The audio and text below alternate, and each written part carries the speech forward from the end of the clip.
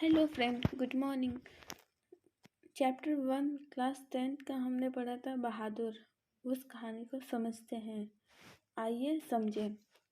आइए अब हम इस कहानी को समझने की कोशिश करते हैं। कहानी में मुख्यतः 5 तत्व होते हैं: कथा, वास्तविक पात्र, स्वाद, देश काल का वातावरण और भाषा शैली। हम इन्हीं को ध्यान में रखते हुए इस कहानी की विवेचना करते हैं।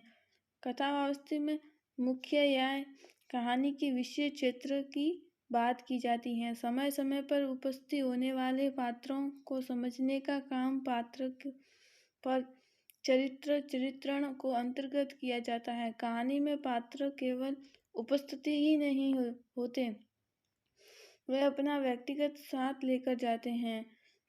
संवाद कहानी का मुख्य अंग होता है। इन्हीं से कहानी आगे बढ़ती है और पात्र का व्यक्तिगत भी प्रकट होता है। कहानी की भाषा व शैली नामक तत्व में अंतर्गत भाषा एवं प्रस्तुति की शैली का अध्ययन किया जाता है। अर्थात कहानी की भाषा शैली है। शब्द चयन कैसे करते हैं। हाँ, कहानी करने का तरीका क्या है। देश काल या वातावरण में हम यह समझने का प्रयास करते हैं कि कहानी में किस परिस्थितियों अथवा किस समय पर परिवेशित की बात की जा गई। कथा वस्तु, जरा सोचिए, लेखक ने इस कहानी का विषय जीवन के किस हिस्से से उठाया, यानी इसकी कथा वस्तु क्या है। हम देखते हैं कि कहानी का एक पात्र यह कहानी सुना रहा है, उसे हम वाचक कहेंगे। उसने अपने परिवार और रिश्तेदार के माध्यम से कम उम्र में घरेलू नौकरों के प्रति मध्यवर्गीय के व्यवहार का चित्रण किया है। हमारे समाज का वह खाता पीता हिस्सा जो बहुत अमीर तो नहीं है लेकिन गरीब भी नहीं है, मध्य वर्ग कहलाता है। वाचक का परिवार मध्यवर्गीय है। हम कह सकते हैं कि वाचक और उसके परिवार द्वारा कहानी में शुरू से बहादुर को सताया नहीं जाता, बल्कि उसकी चिंता की जाती है। यह भी कहा गया है कि इस घर में नौकरों को घर के बच्चों की तरह रखा जाता है। बहादुर के आने से घर का माहौल भी उत्साहपूर्ण।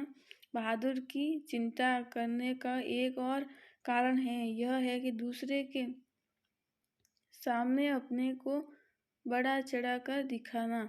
इसीलिए निर्मला बहादुर से प्रति अपनी चिंता में बारे में लोगों को सुना कर बहुत कुछ कहती हैं। कहानी शुरू कैसे होती है, इस पर विचार करते तो पाएंगे कि वाचक अचानक अपने गंभीर हो जाने की बात करता है। बहादुर का नाम नहीं लेता, उसके लिए वह का प्रयास करता है। फिर निर्मला की चमकती हुई दृष्टि का उल्लेखन करता है। लेखक ने पूरी सूचना देने के स्थान पर केवल इस प्रकार के संकेत ही क्यों दिए। इस प्रकार की प्रस्तुति के कारण हम इस कहानी को पढ़ने के लिए प्रेरित होते हैं। अगले 2 अनुच्छेदों में हमें कुछ सूचनाएं मिलती हैं। ये हमारी कुछ जिज्ञासाओं को शांत करती हैं, जैसे नौकर रखने की जरूरत क्यों पड़ी, बहादुर कौन है, कहाँ से है, क्यों आया है, उसका परिवार कैसा है आदि। यहाँ पर एक संकेत ऐसा भी है जिसका विकसित रूप हम कहानी में आगे देखते हैं कि बहादुर की माँ बहादुर गुस्से वाला है। वह बहादुर को काम न करने पर उसे मारती है। बहादुर की माँ भैंस के कारण बहादुर को इतना क्यों मारती है। कारण है कि बहादुर काम में असहमत तो नहीं करता, उल्लेखन उसकी भैंस को भी मारता है जो परिवार का पालन पोषण करने में सहमत है। बहादुर बच्चा है, इस बात को समझ नहीं पाता।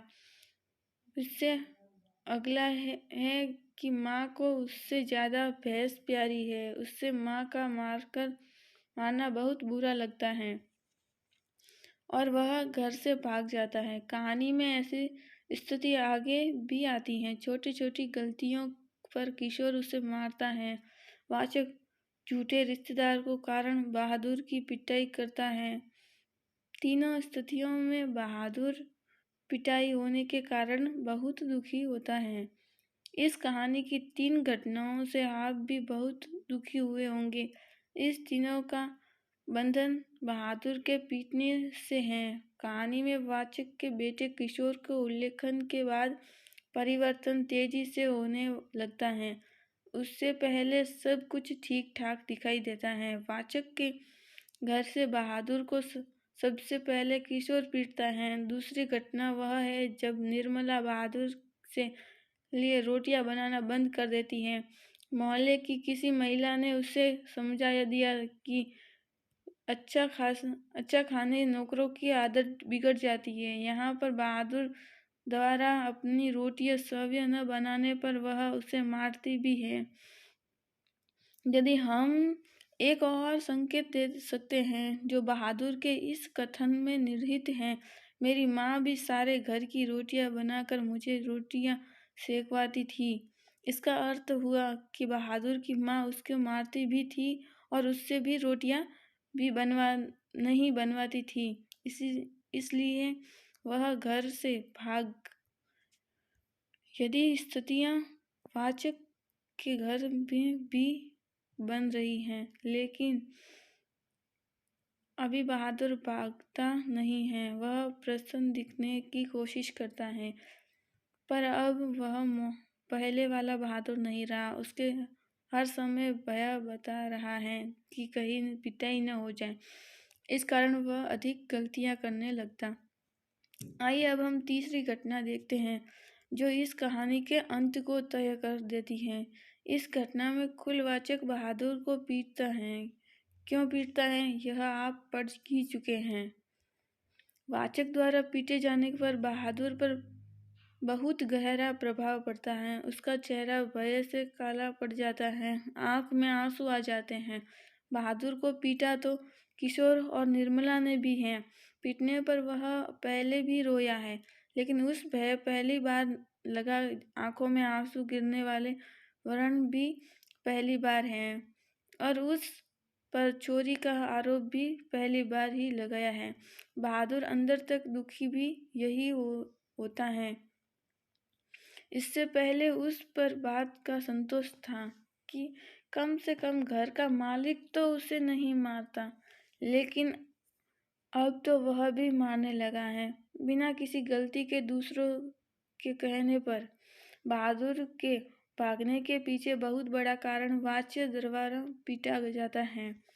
कहानी के अतिरिक्त 3-4 अनुच्छेद बहुत ही मार्मिक हैं, जिसमें पूरे परिवार को पश्चाताप का उल्लेखन है।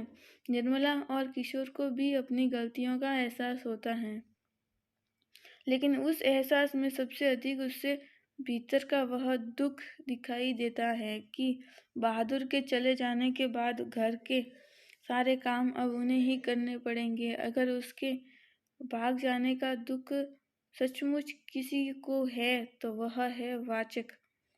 उसे लगता है कि यह वह बहादुर को न मारता तो बहादुर कभी न भागता।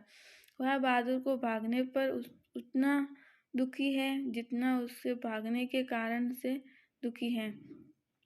बहादुर भागते भागते भी अपने निर्दोष होने का सबूत दे जाता है।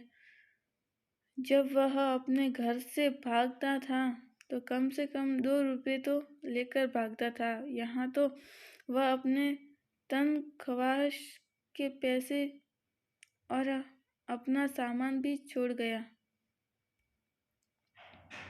वाचक को लगता है कि उसके बहादुर की पिटाई करने बहादुर बड़ा अपराध किया है। वह अपनी ही नज़रों में खुद को छोटा महसूस करता है। अंतिम अनुच्छेद में वह बहादुर से नौकर की जेब से वही सामान निकालता है जिस सामान को देखकर बहादुर अपने परिवार, अपनी माँ, अपने गांव, अपने देश को याद करता था।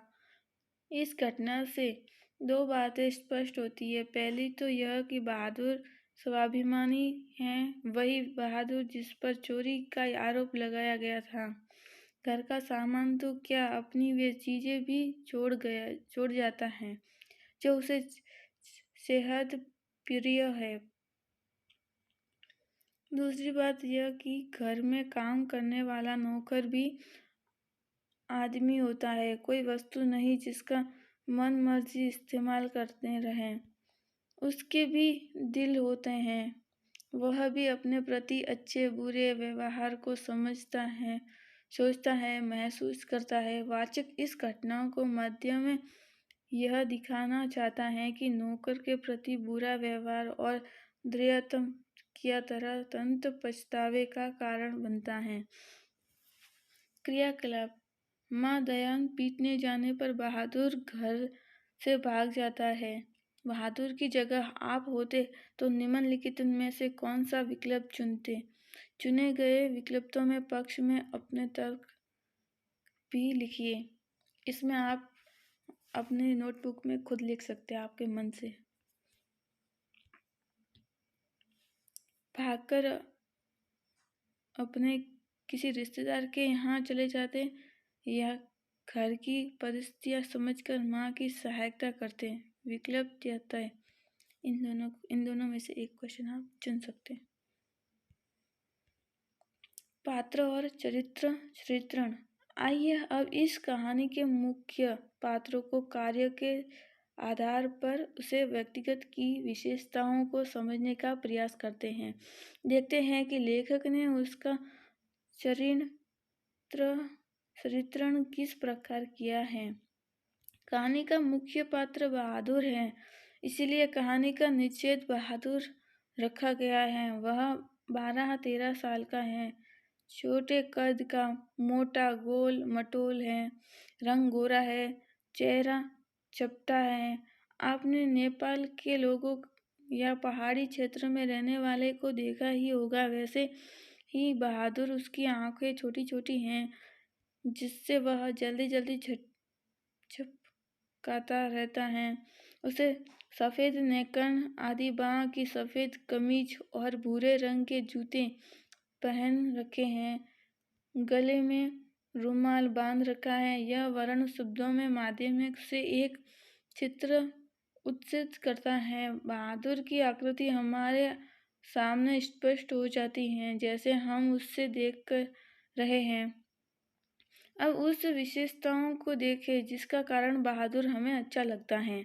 बहादुर बच्चा है, उसके बचपन का भोलापन भी है और वह सदैव शीलता भी, यानी सुख और दुख का उस पर तुरंत असर होता है। उसे व्यक्तिगत की सभी विशेषताओं का आधार यही संवेदनशीलता है। वह इसीलिए अपने घर से भागता है। उसकी माँ बहुत गुस्सैल थी, उसे बहुत मारती थी। यह बहादुर को बुरा लगता था। पीटकर उससे काम नहीं करवाया जा सकता। आप देखेंगे कि वाचक ने घर में भी वह काम करने से गलतियां तभी करता है जब उसे पीटा जाता है। उसे न तो अपनी माँ का मारना समझ में आता है, न ही इस परिवार के लोगों का। वह चोरी भी झूठे आरोप को भी सहन नहीं कर पाता। वाचक द्वारा पीटे जाने का उस पर बहुत गहरा प्रभाव पड़ता है।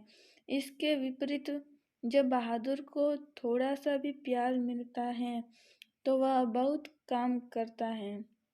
वह घर के लोगों का सम्मान करता है, निर्मला के स्वास्थ्य का पूरा ध्यान रखता है, उसे कोई काम नहीं करने देता। यह तब कि वह निर्मला को माँ की तरह समझने लगता है।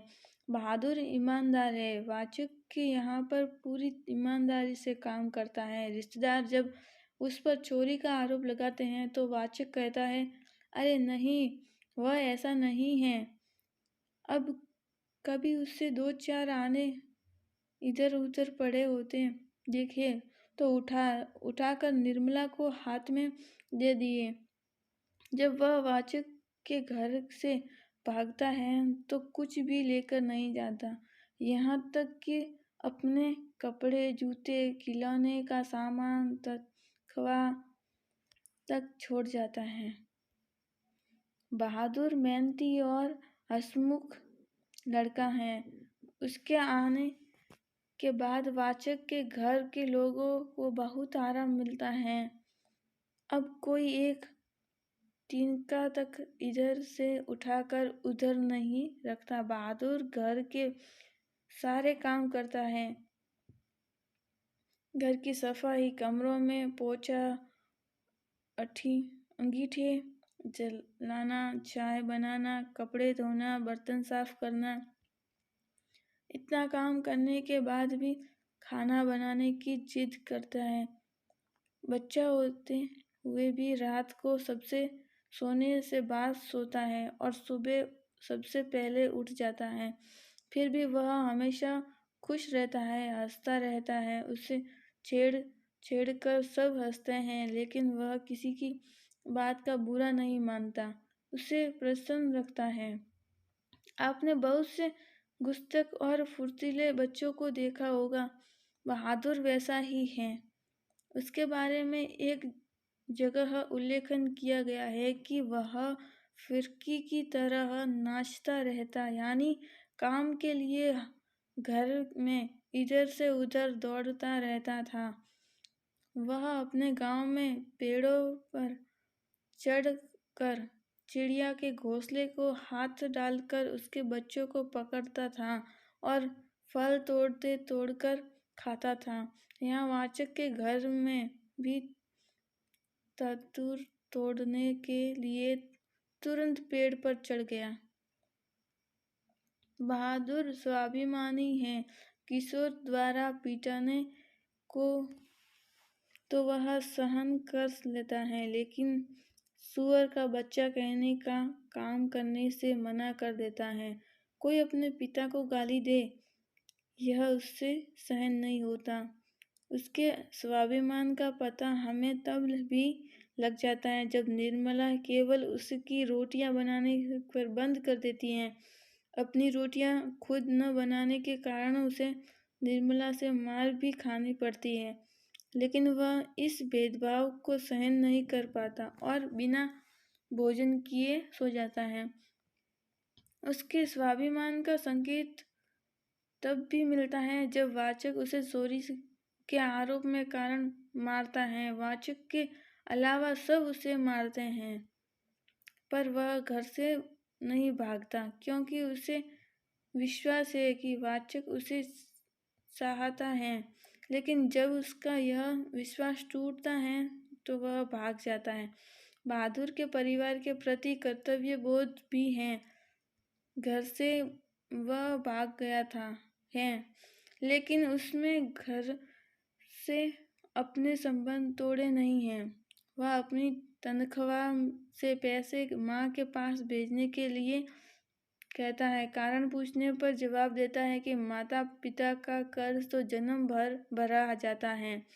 वाचक कहानी में दूसरा प्रमुख पात्र वाचक है। अगर आप ध्यान देखें तो उसके व्यक्तिगत के दो पक्ष दिखाई देंगे। उसे मध्य वर्गीकरण व्यक्ति के गुण और दोष दोनों मिले, इसीलिए उसके व्यक्तिगत का कोई पक्ष तो बुरा लगा ही नहीं और कोई पक्ष अच्छा। पहला पक्ष तब समझ में आता है जब वह किशोर द्वारा पीटने के भद्दी गालियां देने पर बहादुर को बचाता तो है, लेकिन उसका यह भी मानता है कि नौकरों तो पीटने ही रहते हैं। पिता को गाली दिए जाने पर बहादुर काम करने से मना कर देता है तो उसे हंसी आती है। निर्मला बहादुर को पीटते हैं तो वह निर्मला को नहीं समझ जाता, उल्टी बहादुर को ही पीटते हुए कहता है कि ज़्यादा रूठना फूटना समझे पसंद नहीं है मुझे। रिश्तेदार को खुश करने के लिए यह जानते हुए भी कि बहादुर चोरी नहीं कर सकता, वह उसे पीटता है। मध्य वर्ग की एक सीमा यह है कि वह कुछ कार्य दिखाने के लिए करता है। उसे लगता है कि इससे उसकी सामाजिक श्रेष्ठता बढ़ेगी। बहादुर के घर से नौकरी पर रखना इसका प्रमाण है। इस वर्ग में बहादुर को लोग दूसरे के कहे या दोबारा में आ जाता है।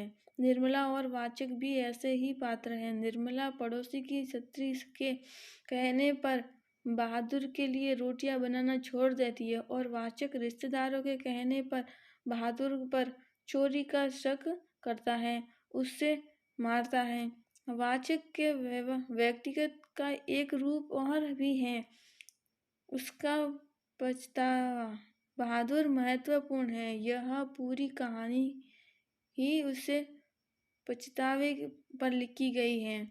इस कहानी के बहादुर मुख्य पात्र है। इसके इर्द गिर्द कहानी घूमती है। इसमें निर्मला, किशोर और निर्मला के रिश्तेदार कहानी को आगे बढ़ाने के समझाया है। ऐसे पात्रों को गौण पात्र कहते हैं। इस गौण पात्रों में से किशोर के विषय में आपने जरूर कुछ सोचा होगा। किशोर को बहादुर लगभग एक ही आयु के हैं। इस आयु वर्ग में किशोर में मूल्यांक समानता होती है, लेकिन वातावरण, सामाजिक परिस्थितियां, आर्थिक परिस्थितियां, पारिवारिक स्थितियां आदि के कारण व्यवहार के अंतर आ जाता है। दोनों में समानता यह है कि कोई फैसला लेते समय दोनों सोचते विचारते नहीं हैं। आइए अब हम इसके कुछ क्वेश्चन और आंसर देख लेते हैं। सर्वाधिक उपयुक्त विकल्प चुनकर पूछे गए प्रश्नों के उत्तर दीजिए। बहादुर ने काम करने से मना कर दिया, क्यों? क, उसे अपने घर की बहुत याद आ रही थी। ख, निर्मला ने उसके लिए रोटी नहीं सेकी। ग, उस पर चोरी का झूठा आरोप लग गया। या घ, किशोर ने उसे गाली दी जो उसके बाप पर पड़ती थी। तो इसका सही आंसर है घ, किशोर ने उसे गाली दी जो उसके बाप पर पड़ती थी। कहानी के वाचक की वर्गण क्या है? क, निम्न, ख, छामत, या घ, मध्य, या छ, उच्च। तो इसका सही उत्तर है घ, मध्य। बहादुर बहुत सदैवशील है, क्यों? वह सील टूटने पर घर से भाग जाता है। ख, सभी के लिए दौड़ भाग कर काम करता है। या घ, मारपीट का उस पर कोई प्रभाव नहीं पड़ता है। या घ, झूठे आरोप लगाने पर वह घर से भाग जाता है। तो इसका सही आंसर है ख, सभी के लिए दौड़ भाग कर काम करता है। माँ बाप का कर्ज तो जन्म भर भरा जाता है। बहादुर के इस कथन से पता लग जाता है कि क, उसे माँ बाप द्वारा दिया गया कर्ज चुकाना है। या ख, उसे माँ बाप के प्रति अपने कर्तव्य का बोध है। या घ, उसके माँ बाप जीवन भर के कर्ज चुकाते रहे। या घ, उसे माँ बाप से बहुत सारा पैसा लिया है। तो चौथे का सही आंसर है ख, उसे माँ बाप के प्रति अपने कर्तव्य का बोध है। संवाद। पात्रों की बातचीत को संवाद कहा जाता है। संवाद कहानी के घटनाक्रम को आगे बढ़ाते हैं, चरित्रों के व्यक्तित्व की विशेषताएं बताते हैं और कहानी के नाटकीयता का गुण उत्पन्न करते हैं। बहादुर कहानी में संवाद अधिक नहीं है, क्योंकि वाचक पाठक से सीधे बात कर रहा है। एक के बाद एक घटनाओं की जानकारी वही देता है। उसी के कथन पर पात्रों के व्यक्तित्व की विशेषताओं का पता चलता है। लेखक द्वारा संवाद तब दिया गया है जब उसे वाचक द्वारा कही गई बात का प्रमाण देना होता है।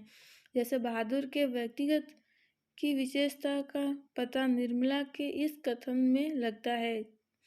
सच, अब ऐसा नौकर नहीं मिलेगा, कितना आराम देता गया वह। एक स्थान पर बहादुर के घर में आने के बाद जो उत्साहपूर्ण वातावरण बनता है, उसका उल्लेखन वाचक करता है। फिर मोहल्ले के बच्चों द्वारा बहुत से उसे कहे गए कि वाक्य हमारे सामने देखता है। ए तुमने शेर देखा है?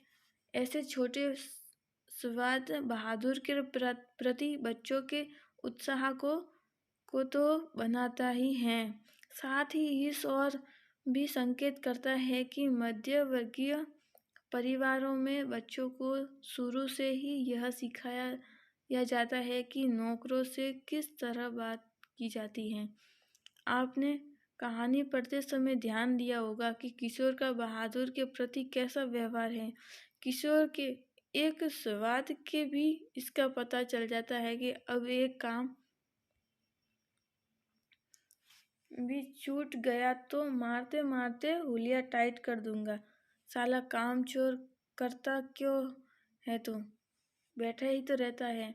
रिश्तेदार के इंग्लिश वाक्य you do not know this people are exchange is this words से जो दृष्टिकोण है वह बच्चों और किशोर के वही सिखाता है जो उसके स्वाद में दिखाई देता है।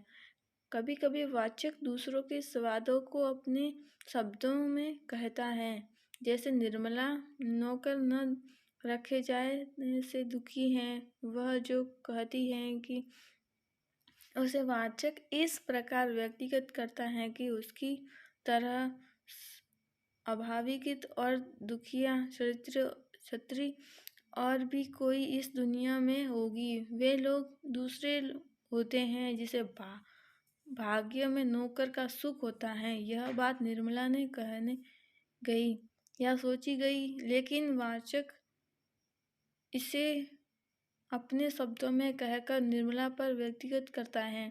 हम यह देखते हैं कि इस कहानी में अंत में स्वाद अधिक है।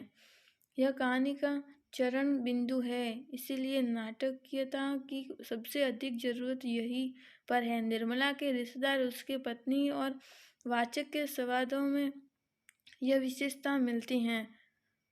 देश, काल और वातावरण। इस कहानी के वातावरण अथवा सामाजिक आधार पर परिस्थितियों को उल्लेखन करने समय हमें दो परिवारों की स्थापितियों के ध्यान में रखना चाहिए। एक है बहादुर का परिवार, दूसरा वाचक और उसके रिश्तेदार का। बहादुर के पिता की मृत्यु हो चुकी है।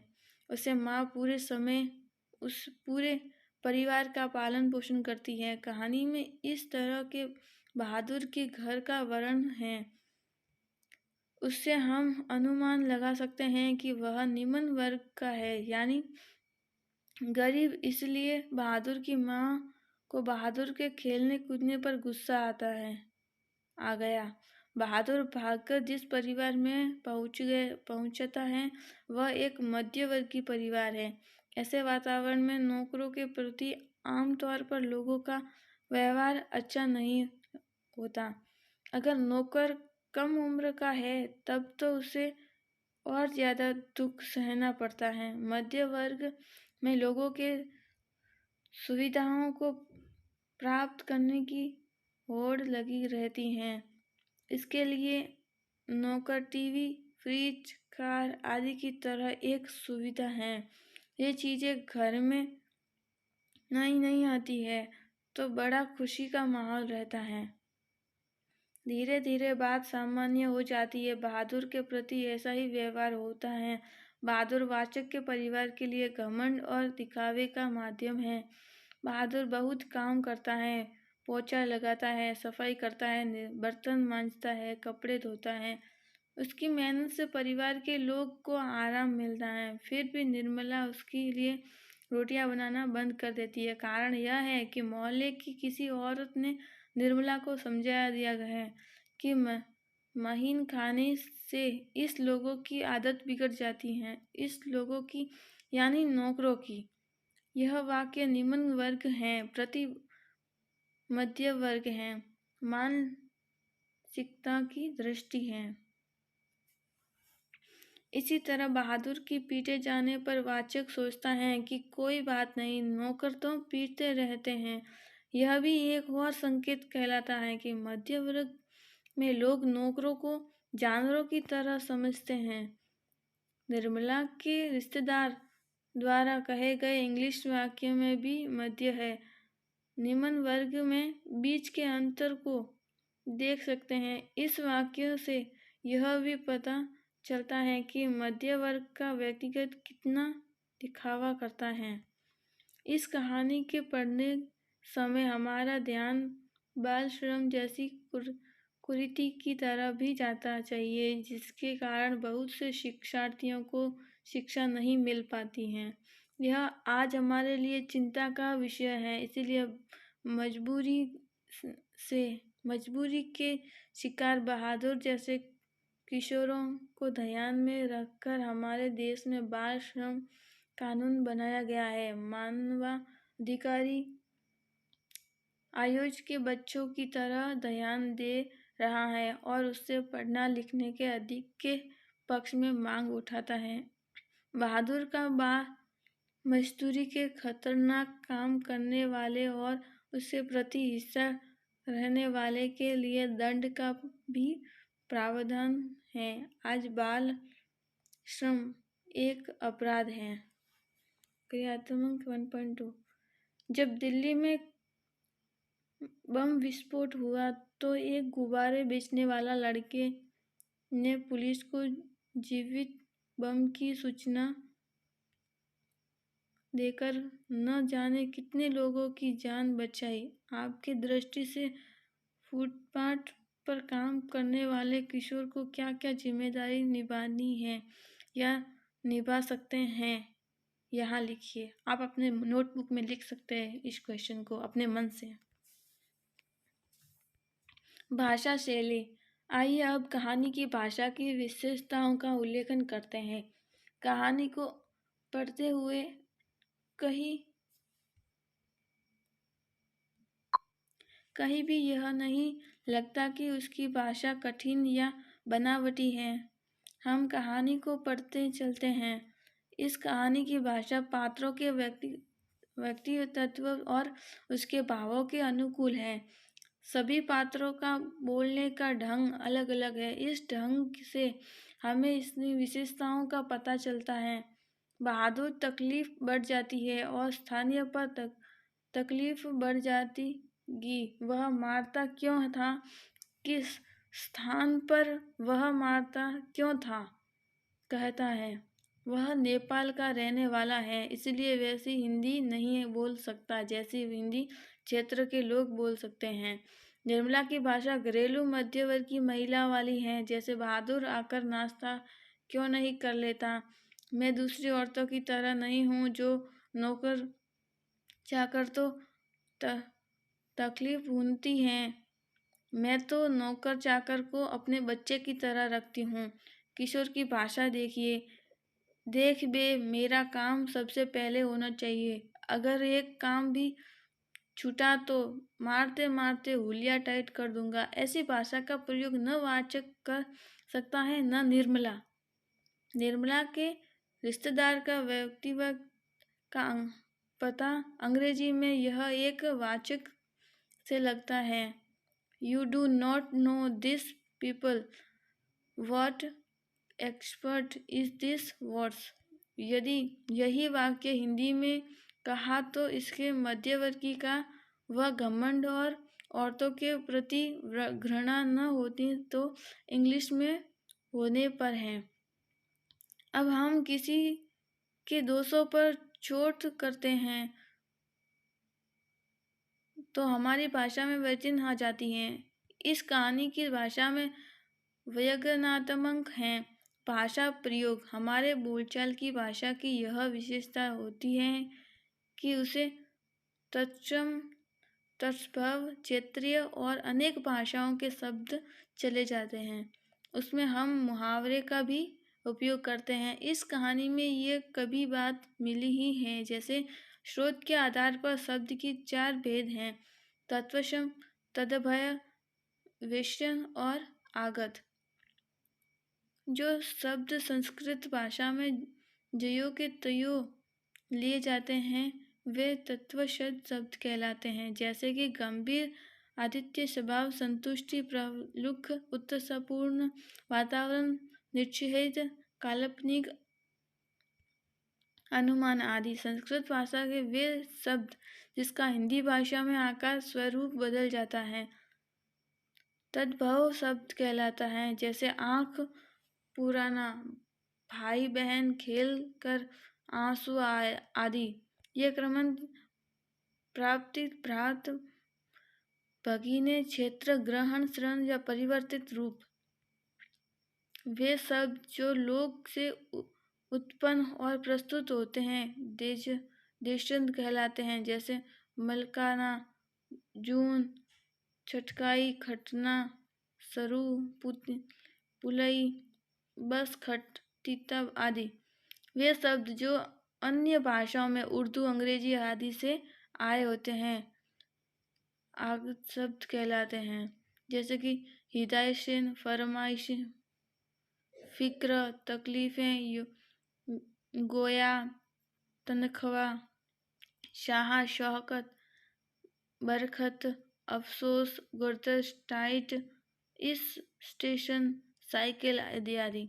मुहावरे, चारपाई तोड़ना, हाथ बटाना, माथा ठनाना, गुस्से में पागल हो जाना, तो 2-11 तो जाता है, जिसे सीधा मुंह बात न करना, फिरकी की तरह नाचना, पेड़ में लंबी दाढ़ी होना, कहीं ना कहीं इत्यादि। कहानी में कहने के तरीके को उसकी शैली कहते हैं।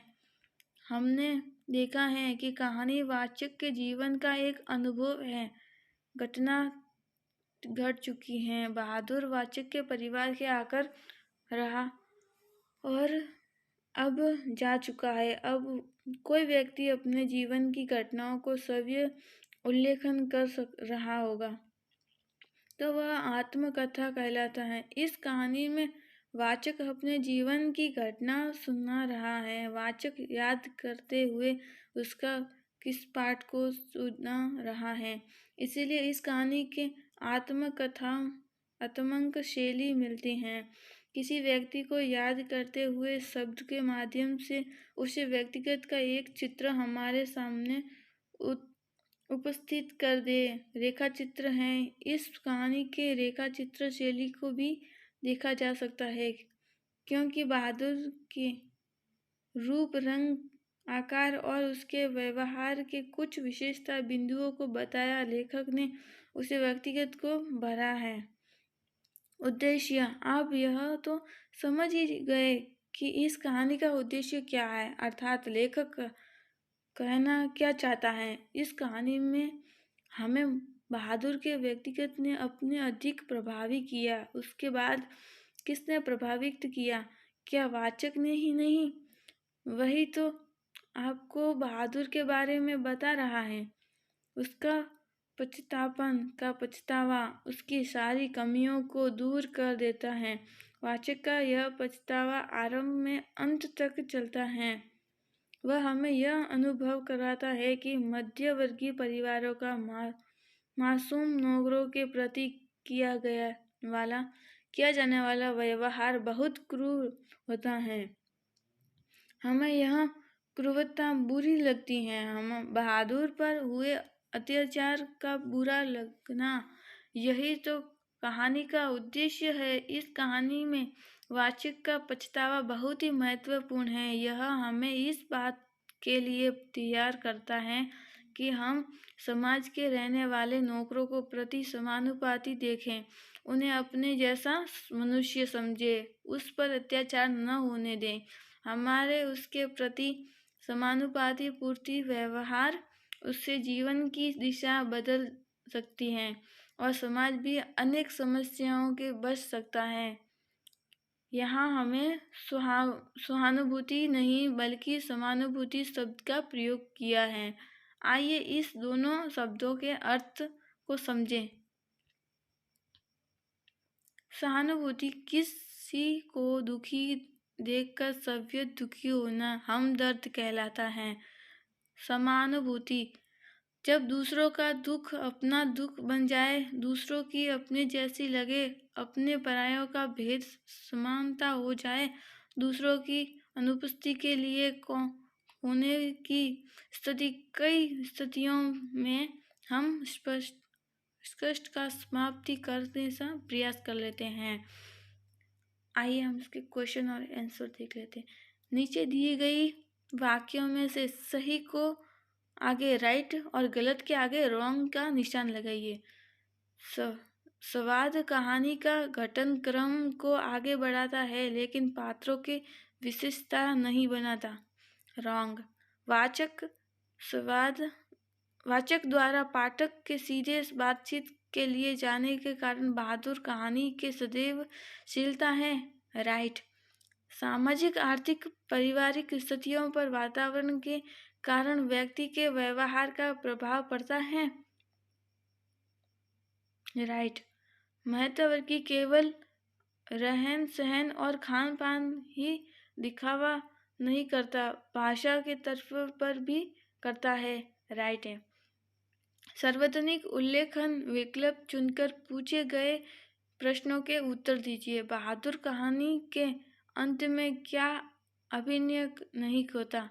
क घृणा, ख पछतावा, घ दुख या घ अपराध बोध?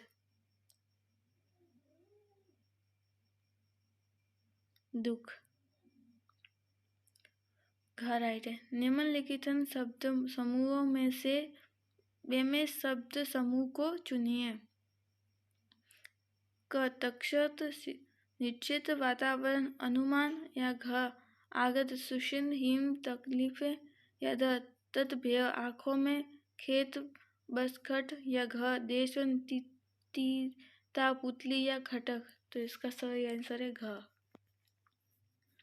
बहादुर घर में फिरकी की तरह नाचता रहता है का वाक्य है क्या? का काम करने से बचने के लिए पीछता फिरता है या घ दिन भर बहुत उछल कूद मचाता रहता है या घ मार खाने के बाद चीख पुकार मचा लेता है या घ काम करने के लिए इधर उधर दौड़ता रहता है?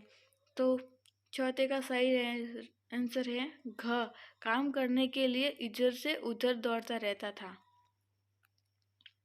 कहानी के आरंभ में आपने वाचक द्वारा बहादुर का रेखा चित्र पढ़ अपने किसी मित्र, परिचय या परिवार का चित्रण अपने दृष्टि से करें। ये आपके नोटबुक में आप खुद अपने मन से लिख सकते हैं। आपने क्या सीखा? जैसे कि इस कहानी को पढ़ने के बाद आपने क्या सीखा? कोई भी निर्णय भावों के आवेश में या दूसरों के कहने पर नहीं बल्कि खुद सोच विचार कर करना चाहिए। किसी के कहने पर हमें अपना दूसरों पे झूठा आरोप लगाना या फिर किसी दूसरी औरत को कहने पर हम किसी लड़के को खाना न देना या फिर उसको खुद बोलना, ये उचित बात नहीं होती है। जो हमें करना है वो हमें ही पता होना चाहिए। ठीक है। ईमानदार और मेहनत लोगों को स्नेह देना चाहिए, उसका सम्मान करना चाहिए। जो लोग ईमानदारी से काम करते हैं, अपना कर्तव्य ईमानदारी से निभाते हैं, उसका सम्मान करना चाहिए, भले वो बड़ा हो या फिर छोटा हो। निम्न वर्गों की मजबूरियों और मध्य वर्गों की मानसिकताओं को मासूम बहादुर ही नहीं झेलता बल्कि देश के न जाने कितने बहादुर यही मानसिक परेशानियां उठाते हैं। जिस तरीके से बहादुर के साथ किया गया है, जैसे गाली गलौज देना, मारपीट करना, ये सिर्फ बहादुर की तरह बहुत से लोगों के साथ भी ऐसा व्यवहार किया जाता है। मासूम नौकरों से आवश्यकता से अधिक काम केवल लेकर भी उस पर झूठे आरोप लगाया अत्याचार करना अपराध है। जिस तरह बहादुर पर जो आरोप लगाया था वो भी झूठा था, उससे मारपीट की वो भी नहीं करनी चाहिए थी, क्योंकि वो बहादुर उम्र में छोटा था, फिर भी वो अधिक कार्य करता था। बहादुर जैसे लड़कों के साथ समानुभूति का व्यवहार करना चाहिए, उससे भावनात्मक संबंध स्थापित करना चाहिए, उसको अच्छी तरीके से बोलना चाहिए और उसको अच्छी तरीके से उससे बातचीत करनी चाहिए ताकि वो अधिक से अधिक प्रसन्न हो सके और अधिक से कार्य कर सके। कहानी की भाषा बोलचाल की है, संवाद और भाषा पात्रों में व्यक्तिगत की विशेषताओं के अनुकूल हैं। मुहावरे और उत्तर तद्भव देशता उर्दू के प्रचलित शब्दों का आवश्यकता से अनुसार उपयोग किया गया है, जिसमें इस कहानी में उर्दू की भाषा, तात्पर्य, मुहावरे आदि दिए गए हैं। योग्यता विस्तार। इस कहानी के लेखक अमरकांत का जन्म 1 जनवरी 1925 को ग्राम नगर जिला बालिक उच्च प्राथमिक में हुआ। अमरकांत उस लेखकों में से है जो 1942 में भारत छोड़ो आंदोलन में शामिल हुए थे। इस विषय पर उन्होंने एक उपन्यास इन्हीं हथियारों से लिया है। अमरकांत को उपन्यासों में सूखा पत्ता भी बहुत चर्चा में रहता है। उन्होंने बहुत सा बाल और पूर्ण साहित्य भी लिखा है। कहानी लेखक के क्षेत्र में अगर वैसे रूप में प्रदर्शित मिली, यानी आप उसकी और कहानियाँ पढ़ना चाहते हैं, तो वे अमरकांत की पुण्य कहानी 2 भागों में संकलित हैं। अमरकांत को अनेक पुरस्कार सम्मानित किया गया है। इनमें सर्वोच्च मेडल, नेहरू पुस्तक साहित्य कला अकादमी पुरस्कार और भारतीय ज्ञानपीठ पुरस्कार शामिल है। वे आजकल इलाहाबाद में रहकर लेखक कार्य करते रहते हैं। बाल श्रम कानून अपराध है। इस बंधन में संशोधित कानून के बारे में जानकारी इकट्ठा की है। इस कहानी के क्वेश्चन और आंसर, जो आपने इस कहानी को ठीक तरीके से पढ़ा होगा तो आप इसके आंसर इसी में से ढूंढ के निकाल सकते हैं। Thank you for watching this channel. Please subscribe to my channel.